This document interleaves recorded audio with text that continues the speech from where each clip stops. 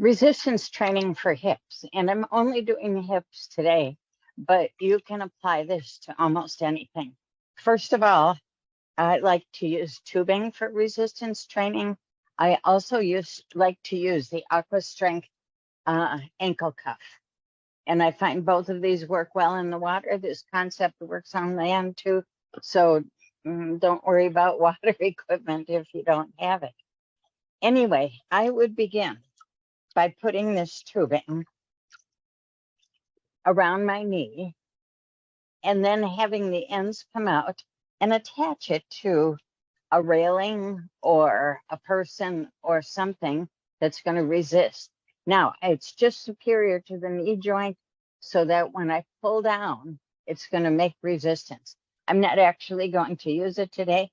I'd like to tell you I don't have anything to hook it to, but I'm just too lazy. So I'll be doing my resistance training without any equipment. And you'll find that many old people can do that. They don't have to have equipment to make it harder. So I want to go over, sometimes it's called resistance training now, but it used to be called strength training. And it's also called muscle training, muscle strength training, muscle endurance, whatever you call it. It's building muscle strength. And when you're doing resistance training, you want to have that fast twitch muscle fiber go and contract. And so you do some ballistic, some powerful, explosive types of movement. So all I would do here, what's best, is knee flexion, probably only to about 45 degrees, because we're going to work glutes. And the reason glutes is that glutes are weak, hip flexors are strong. So the extensors are the one that need the strength. Probably the only thing we have to do for most people's hip flexors is teach them to flex the hip without leaning forward, because it's a natural thing that people do. So you want them to be able to flex it. So you'd want to strengthen in that way. But otherwise, we need strength in the extensors. There are 3 different kinds of resistance training. The traditional resistance training says that I'm going to do, turning this way, I think it might be easier, but who knows. I'm going to do 15 reps, and then I'm going to rest for 30 seconds. So we'll pretend that I did those, and we'll pretend I'm resting for 30 seconds. And then I repeat that 3 times. So 3 sets, that's traditional. 15 reps, 30 seconds of rest, repeat that 3 times. So you do 3 full sets. There's cluster set training that instead you still do the 15 reps 3 times. It's just that you rest after every 3 to 5, and you'll rest for a couple seconds. So you do maybe, let's say you do 5 to get started, and you can feel the glutes working, and then you rest a few seconds, and this time you could do 3, and then rest again, and this time you could do try 5 again, or 4. So you end up with 15 reps. They're just not all consecutive. You do little rests, and it's called cluster set training. Then there's another one that's being used. And the reason I'm showing you these is because the research is showing you're getting the same benefits as if you did the traditional 15 reps, rest, 3 sets. This last one I really think is cool because there's no 3 sets. It's all 1 set. And it's redistributed rest training. And you do 1 rep, wait 2 seconds, another rep, 2 seconds rest, another rep, 2 seconds rest. You do 36 reps and you're done.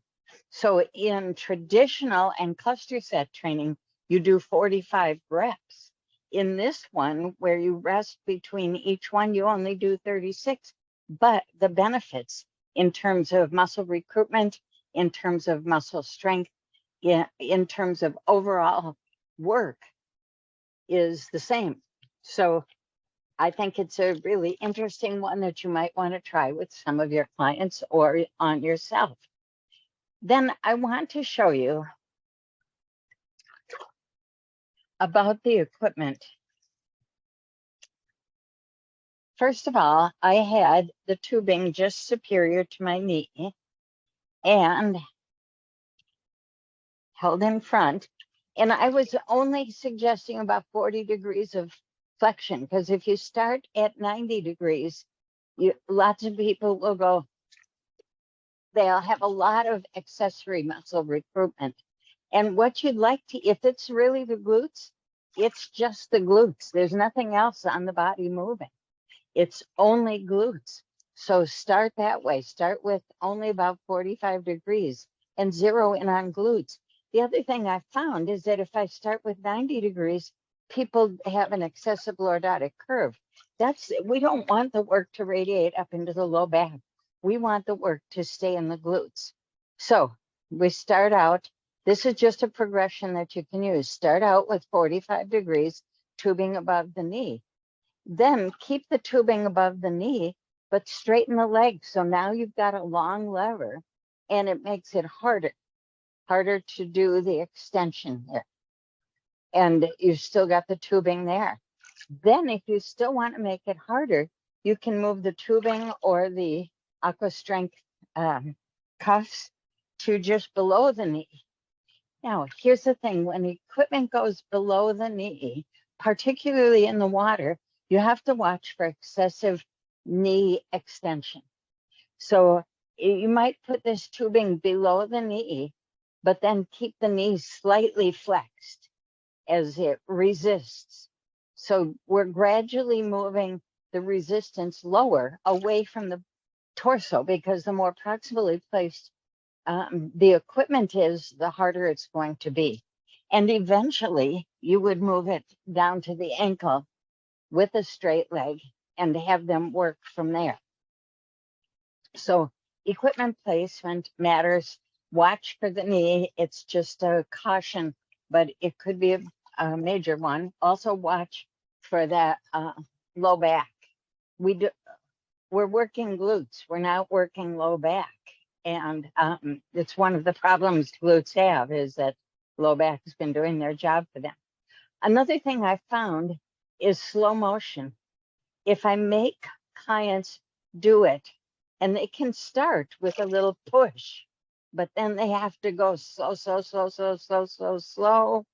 and then come back, push, slow. I find that I can see where in the progress through that knee extension, hip extension, I can see where there might be anomalies in function. And they will tell me where they feel like there's some weakness. So it can be a diagnostic tool, but it can also be excellent because it's going to challenge, slow motion is going to challenge balance more, which is core. So we're going to get more core at the same time we're working glutes. Another thing we want to do is stop and start movements. Sometimes people will get going and they'll push back, swing it forward, push back, swing it forward. And all of this extraneous movement makes it easier. If my arms are going, if my body's going, it's way easier. But if I put my arms down at my side and I don't let anything move except my hip, then it makes it harder. Harder for core, but harder for deep tissue muscles in the hip joint. So what I'd like is a good alignment with nothing else moving, and then stop it and go. Bring it here, stop it and go. Then I'll add stop, stop, stop, stop. Because every time you stop and restart, the muscle fibers have to be re-recruited. And by being re-recruited, when the leg is in different positions and the hip is in a different position, changes changes what's happening in the hip joint and challenges people even more.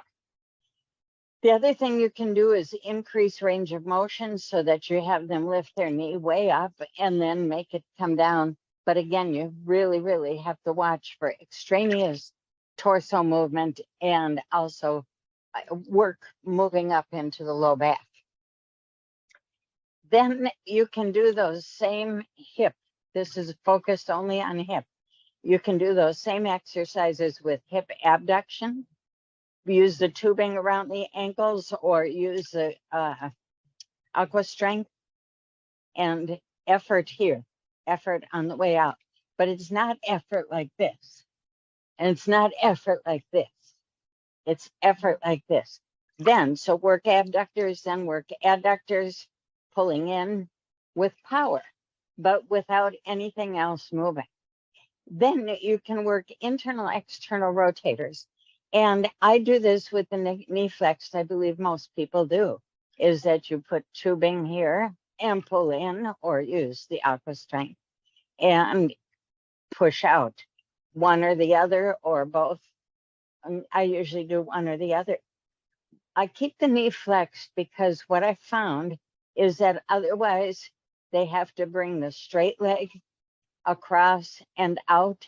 And we're getting the external and internal hip rotation, but not as much because of the length of the lever. And also their balance isn't as good, so they're not working core. They're not working the hip joint as much as they would be with the knee flexed.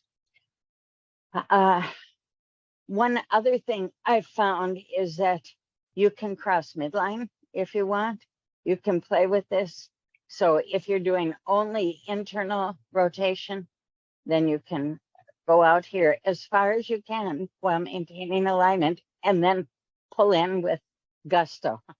And the same for going out with gusto. So internal, external hip rotation, then circumduction, circles. The problem with trying to do resistance training with circles is that partway through the muscle recruitment changes. So here, hard, hard, hard, and now it's changed. I mean, here we've got abductors going, right? Here we've got adductors going.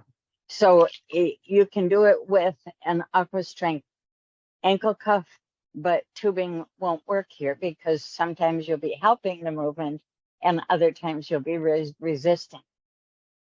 You can use PNF, proprioceptive neuromuscular facilitation, which always combines 3 movements in one.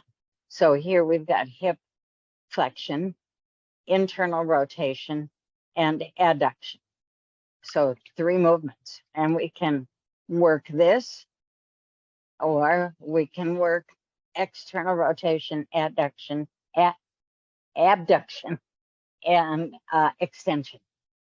So play with it, do whatever you want with hips. I just wanted to tell you some hints about taking your basic exercises and putting a little flair in them.